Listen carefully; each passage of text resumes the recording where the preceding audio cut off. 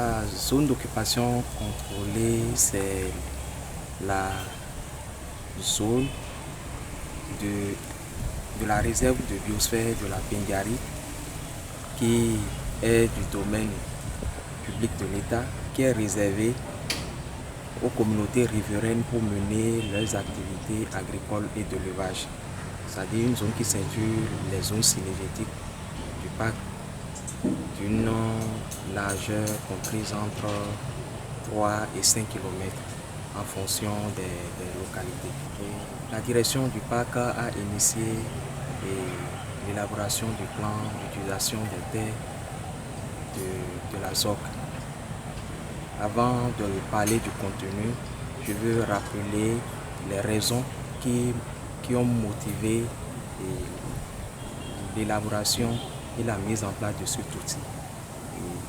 Ce processus a été engagé de façon participative avec les communautés pour pouvoir résoudre les problèmes liés à la gestion durable des terres entre principalement deux acteurs clés, à savoir les agriculteurs et les éleveurs.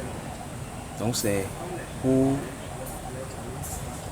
éviter les conflits entre ces deux groupes de communautés que le parc a initié cette activité et également fait en sorte que les règles d'exploitation des terres autour d'une réserve de biosphère qu'est le parc national de la Pingari soient respectées.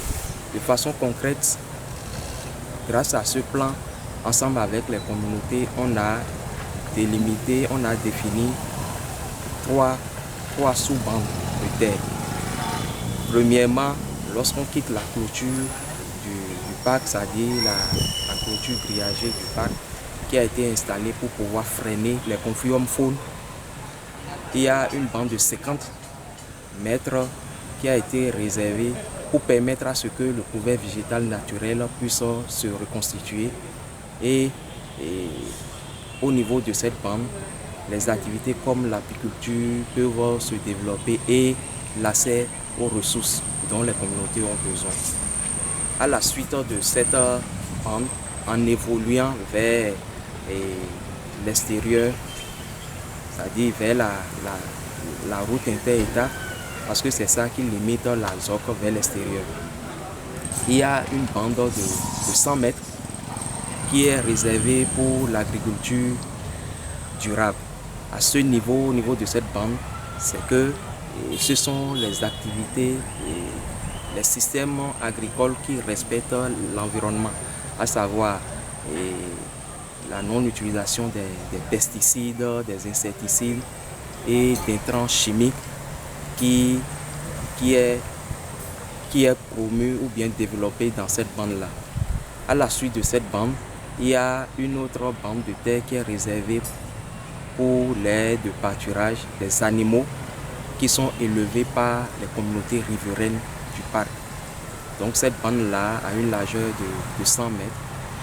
Et ce n'est qu'après cela, on a le reste de la ZOC qui est dédié aux autres formes, c'est-à-dire à l'agriculture conventionnelle.